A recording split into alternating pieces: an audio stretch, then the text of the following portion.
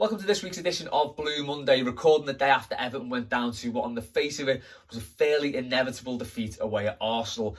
In true Everton style, we had a chance to keep up with the chasing pack for the Champions League places, but we lost and we ended up finishing the weekend in 11th place.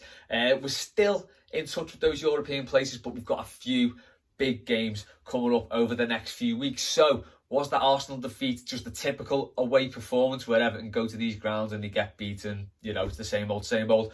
Or with a few more positives we can take from it, and can we look ahead at these tough fixtures coming up with a little bit more positivity? I caught up with Rob Vera to see what he thought about it. Blue Monday, but slightly different this week because Matt Jones has disappeared on honeymoon somewhere after his wedding. So Rob Vera has kindly stepped in to cover this Blue Monday and the first transatlantic one. Rob, how was things over there? I cannot believe this amazing technology that allows this miracle to happen, Les. This is amazing. Things are good over here. It's cold and grey. I feel like I might as well be over there.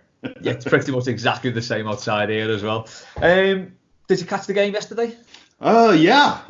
I did post-match. So if I didn't watch the game, I BS'd my way through it pretty well. Sometimes I feel differently the next day, but I really did feel like we didn't play that badly. I know that's a weird thing to say when you give up 3 goals and you lose. If you want to stick to the very kind of same old narrative of, another traditional Big Six road game that we don't win. I get all that, but we basically had lapses at a few moments where we gave up goals to some dangerous finishers. Aubameyang is great for a reason, and that kind of thing happens. But what I took away from it in terms of the big picture was our response. We have lamented for I don't know how long about how this team gets down a goal and shrugs shoulders and give up. That's just not been the way things have been since Silva left. I think ever since Ferguson and Ancelotti certainly have taken over, that there's way more fight to this team. And when we were down 2-1, I was sure we were going to score again. I didn't know if we might give up another goal again, but I thought we were going to get back in it. And even as disappointing as it was to go down 3-2 right at the beginning of the second half, I had no doubt in my mind that we were going to at least equalize. And I really thought we were going to push on to win. We've just had this really positive vibe about us lately, and unfortunately, it just didn't work out. Yeah, it was like on the face of it, it was your classic Everton away at one of the so-called Big Six, wasn't it? It was, we played all right and we just didn't get the result. Yeah, but you're right. It did feel like there was something different about this. It wasn't like, I think Man City. Was it January? It wasn't the first league game in January when we went away to Man City. That was very typical of Everton. We didn't play particularly badly, but we didn't really do anything the whole game. Man City comfortably beat us in the end. This felt different. It felt like we thought, no, we're better than this, and this is our chance to get something from this ground. It just didn't happen. I think we were unlucky more than anything. As you say, the lapses in concentration in defence were pretty criminal. You can't do that, especially for the third Arsenal goal. You can't switch off like the defence did when you've got someone like Aubameyang floating around the area. You just can't do it. And especially at a point in the game where you've just come out after half time, you should be really as focused as you're going to be for the rest of the game. At that point, you should be right on it. So that was disappointing. But some of the chances we had, particularly last 20 minutes, I think we pretty much battered them for that part of the game, didn't we? Yeah. And I was saying to Dave yesterday on the post-match, which is out now for anyone who wants to listen to it. I will listen. I've completely missed that. I've come in so unprepared to this. That's okay. It's funny because Matt's away, so of course, Dave and I are doing it at late hours, and it ends up going on for almost an hour of talking about that game. But what's funny about that, I noted, was the Calvert-Lewin factor in this, and really that entire match was a match full of particular moments, and those moments were either going to go our way or not. When Arsenal had chances, and their XG was really low. I don't know. I know XG is a fun term we like to throw around now, but they took advantage when they had chances. Calvert-Lewin, what was funny about him is that it's obvious to everyone he has been a revelation this season. I've turned around on him, and I was a pretty big skeptic of him.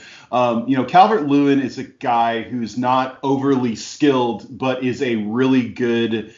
Has become a really reliable finisher when there is a chance right in front of the keeper. When there is a poached chance to get, he's become so good and so opportunistic in those moments. He's become someone so reliable. And what was funny is that his goal was semi-spectacular, but the chances he missed were those ones that he has actually been scoring with regularity over the last several weeks. You just knew he was going to score one of those, and it seems like if there is a mediocre keeper in this league, they're going to have a game against us. And Leno is not. I've never been sold on him completely, and he certainly didn't cover himself in glory for that second goal that resulted from the Mina header, and Richarlison kind of easing it over the line. But man, he made some spectacular saves, decisions, whatever you want to call it, but you'd be hard-pressed to argue that Calvert-Lewin shouldn't have scored at least one of those, but probably even both of those big opportunities in the second half.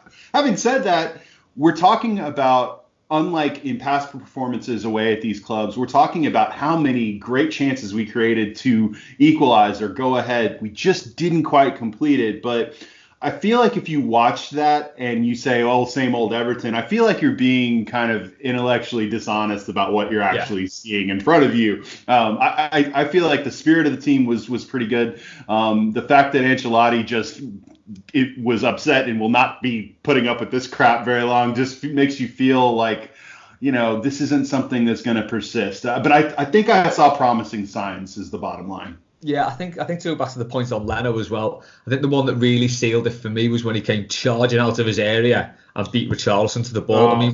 What was he doing there? Any keeper does that. They generally balls it up, don't they? They're left with egg on the face. The striker goes round him and taps it into an empty net. But he was just having one of those games where pretty much everything 90% of the things he did went right for him. Yeah. And I don't know, you just can't legislate for that, as you say. It happens to us all the time, doesn't it? Yeah, I think looking forward, there's a lot to be positive about, and I don't think we can really. Well, you've popped up on my other screen there. That's strange. Oh, no. This technology is alien-like. I have no idea. That's really weird. Oh, I'm sharing my screen and everything now. It's all gone horribly wrong. You look normal, Les, so it looks fine over here. Right, I'm just going to make sure I don't turn this off. There we go. It's fine. I'm back. There we go. See, this is like sort of live podcasting. It's you usually pay for this sort of thing, but this is going up free on YouTube. So I know. You guys are so lucky. You don't have to pay for all of this magic. So. Exactly, and it is magic. I think the one sort of downside in the game was that we seemed to panic for no reason. I think, as we were talking on the group chat yesterday, it just seemed that our heads went for about 20 minutes in the first half for no particular reason. I mean, there was that one goal. I mean, typically, a player of theirs goes off injured and it's the best thing that could happen to them. Yeah, well. The guy comes on at left back and he has the game of his life. But it seemed he put that one cross in that he scored off, which was a really good cross. And you can't really fault it. It was a perfect cross, yeah. You can't fault the defence too much for that, because there's just some things you got to look at and say, well, you can't do anything about that. You couldn't defend it.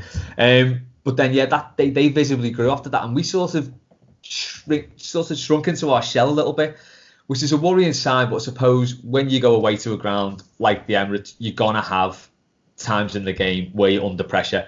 Most of the time, it's about 70% of the game for us. But I think yesterday kind of flipped it on its head, because I'd say we were the better side for a good, 60% of that game. And I think, as you say, going back to XG, which regardless of whatever you think of those stats, I think they scored 3 goals in 4 shots there. And we had plenty more shots on target, plenty more shots. It just wouldn't go for us. I saw Pickford got a little bit of stick again because he's conceded 3 goals in 4 shots, but I don't think any of those were his fault. No. Nah. I'm quick to jump on Pickford when he has a bad game or fluffs one, but I mean those were all just they were really well executed, and I never felt that, none of them felt like his fault. I mean, obviously the easy target in that game is Sidibe. He had kind of a rough game, but it's a weird thing with Sidibe because he's also saved our ass so many times this season with some of his performances from an attacking standpoint. But Yeah. but when he has a bad game, man, he has a bad game. So that was a bit rough. But I hate to put it all on one person. I think that just collectively the defense sort of just had moments where I keep using the word lapse. They just had a moment where they shut off. I mean, to your point, you would expect for any Arsenal team, no matter what you want to say about this particular Arsenal team, but an Arsenal team at home with the skill they've got, they're going to have periods of any game at home where they start to push a little bit. I don't know that I would equate that to our heads falling apart as much as they exerted some pressure and frankly they created great opportunities. I think it was the second goal where David Luiz just has that perfect pass that just cuts through our completely invisible midfield at that point. And I kept thinking, I don't even know if it's particularly about that goal, but I just kept thinking after the performance, and I know we'll talk about this of Andre Gomes yesterday, that man, you kind of wish he'd started that game playing the way he did. But having said that, if that's what he needed, I think that we're more concerned about the bigger picture with him. But man, that 30 minutes looked really promising. And as I was saying to Dave yesterday, that's either really a testament either to Andre Gomes or it's an indictment of our midfielders that have been playing for us. I think it's probably a combination of both. But their goals were really well taken, and we caved in some of those moments where we shut off. I don't know how you feel about it, Les, but a part of me wonders, did they suffer from having the time off when we had all of that momentum? I don't know. I mean, you look at the schedule and you think, oh, we've gotten this nice run of form, and you almost wish that's kind of like when these international breaks happen at the worst possible times. I don't know. I think everyone needed that break a little bit. But I did feel like we were probably a bit rusty compared to an Arsenal. I think they played 2 games in between the time that we had played our last one or something like that. Like I think that was their third game. They beat Newcastle 4-0, then they beat Olympiacos 1-0. So they had a pretty tough schedule going out to Greece and coming back. But when you're winning games, it doesn't really affect you, does it? You see that all the time with teams who are on a winning streak. They can play as many games as they need to, and they'll just continue that momentum. So I think that was a positive for them, definitely. And I think you're right that sort of winter break came at a bad time for us because we had just picked up a good run of form. There was the blip at Newcastle, but we were going well. And it does kind of stall a little bit. But I think to look at the positives, definitely Andre Gomes was one of them. As you say, it was great to see him just come in and just slot straight back in. The worry for me was that if he had to go into any challenges or that's when it would affect him. Yeah. But he just looked back to his normal self, whereby he's kind of willing players to come and challenge him because he likes to shield the ball from him. He likes that physicality, and it was just good to see him back there, wasn't it? And it bodes well for the next couple of games because we're going to need big players like that. Yeah. Well, and I've talked about this a little bit, and I don't know. I know that I don't want to overreact to a relatively small sample there, but if you want to go with the just completely unfettered drunk optimism on this, the guy just came back from a relatively catastrophic injury, had not played in months, and looked like that. So what does he look like when he goes through a full week of training, starting against United next weekend? If we've been able to make this run up the table with what has essentially been a relegation level central midfield, what does the introduction of someone like Andre Gomes do to this? It does get me excited a little bit, but I also don't want to. I also think we probably have to keep our expectations somewhat in check because this still is a player coming back from what he's come back from. He's going to have some rust. He's going to have some moments. Having said that, I think what's interesting too is that if he is in fact back to his himself physically, I don't know how you felt about this, but there were moments yesterday where I was thinking, has Andre Gomes ever looked this good? I mean, I know he's – and here's what I mean by that. Not just his delightfully new haircut and his looks a little thinner. He just looked. He played at the level of his own handsomeness, which is a real compliment. It's like a world-class compliment. But no, and again, I'm not saying he's never played really well. He's obviously played really well. I still think about the Pickford game at Anfield where he was pretty much running the show for most of that game, and he should have scored. But I feel like in that 30 minutes, and I said this on Twitter yesterday, like, we've been talking a lot about how one of the biggest noticeable changes with Ancelotti at the helm has been our willingness to get the ball forward much more liberally than we had before. I think under Silva they were clearly overthinking every move they were making on the pitch, and Ancelotti just told them, look, just go do it, be brave. Like, you're gonna mess up every once in a while, but the return, the upside of taking a more aggressive, direct approach is huge, and I think we've seen that. I think he told Andre Gomes to just go out there for 30 minutes and just was like, hey, you be you, man. Just go out there, spray passes around. And, man, he was just, after the first few minutes where he was kind of settling in, he was just spraying passes everywhere. And you thought to yourself, if this guy can come into a system like this and just get to be the instinctual, smart, kind of classy midfield player that we've all sort of expected we were getting, potentially we're looking at something, we're looking at a higher ceiling for this season. Now, obviously losing to Arsenal doesn't help things, but we still have, 11 matches left, I think. Something there's still a long way to go. And we're only 5 points off of United in fifth right now. So I feel like there's still quite a bit to play for there. Yeah, we're still in touch. It's just that game, I think I said in the What's the Score preview, that game, it's one of those sliding doors games where we could have gone 7th, but I think in the end we only could have gone 9th anyway, or we could end up the weekend in 11th. And inevitably we ended up in 11th. But as you say, there's positive signs there that we can take into the United game, and being at home against them, I know they've had some good results lately, but we can match them. We did it at Old Trafford. We can do it again now. Just looking forward quickly ahead to that game. If Andre Gomes is to start, who makes way in that midfield? I mean, it's take your pick, really, isn't it? I don't know who again, I think Andre Gomes not starting that game muddied things up a little bit yesterday.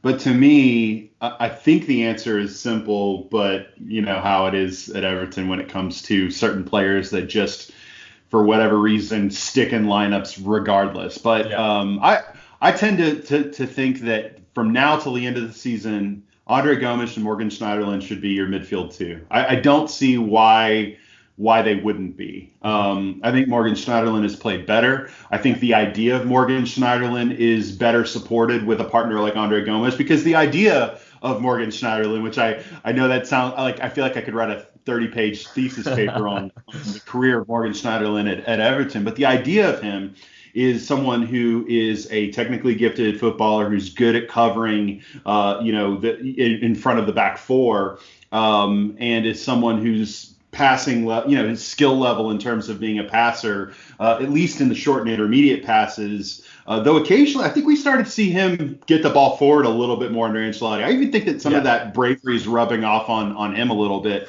But I feel like that's, from a technical standpoint, that's the better option. I'm just, Gylfi Sigurdsson yesterday, with whose name we haven't even mentioned, was just awful yesterday. And he's had a slight upturn under Ancelotti, but yesterday just came crashing back down to earth. I know that in the last 25 minutes or so, there were times where the ball got onto his foot after he seemingly was avoiding it forever. And the pass just went awry. For a guy who was just, we were promised certain things with him, and last season he scored a bunch. For him to have fallen off a cliff this season in both departments has just been really disappointing. So for me, it's 4-4-2 at home. Bernard starting up front on the left. Walcott, if he's healthy, on the right. You can't really take away from Walcott what he's been able to contribute lately. And you keep Calvert-Lewin and Richarlison up front, and you keep the normal back four. I think Dean should be back for that game. I would start Seamus Coleman at home. I'm not a huge Seamus Coleman fan, as you know, but I also kind of think that him at home is a better option. It gives you the option also to bring Sidibe in if you need to for Walcott off the bench. But I tend to think that Coleman at home is, in a big game like that, is probably the better pick at this point. Yeah, I think I would completely agree with all that, and I'm not Seamus Coleman's biggest fan myself either, but I think he's spot on. I think he made the change. Ancelotti made the change against Palace, and it worked. And I think Coleman again, he may have made a difference yesterday. Who knows? Maybe. Yeah. But there's definitely reasons to be positive going into the United game. We will preview that later on in the week. Thanks for that, Rob. Appreciate it. What you got planned for the rest of the day? Back to work? Yeah, back to work and traveling tomorrow. I've got 4 flights in a single day tomorrow. Where you off? I'm just going to San Antonio, Texas, which is not that far, but I've got to take a couple flights to get there, do my meeting, and then come right back. But should be back in time with Matt out this week. We're all kind of pitching in to kind of cover for Matt. Yeah. I am here to try and fill the Matt-shaped hole in the blue room this week, so I'm sure you will do it with a plum, mate. With a plum. I'm sure it's going to be a team effort on all of our parts. Yeah. It is all Hey, the last thing I'll say, Les, is the best thing I can say about yesterday is that we lost and it sucked, and yet I'm still really excited to see them this weekend. Whereas normally after a loss, I don't even want to think about them for a few days. So that must mean something. Yeah. Wonderful insight, as ever, from Rob there. Thanks very much to him for doing that. I will be back later in the week to preview the Man United game in What's the Score. If you've not subscribed, please do subscribe. And if you know anyone who likes this sort of thing and they've not subscribed, please get them involved too. If also you would like to send in your match predictions for this week's What's the Score for the Man United game, do get in touch with me. You can either leave something in the comments below or send me a message, slide into my DMs at LesRoberts77 on Twitter. Have a great week, and I will see you before the Man United game.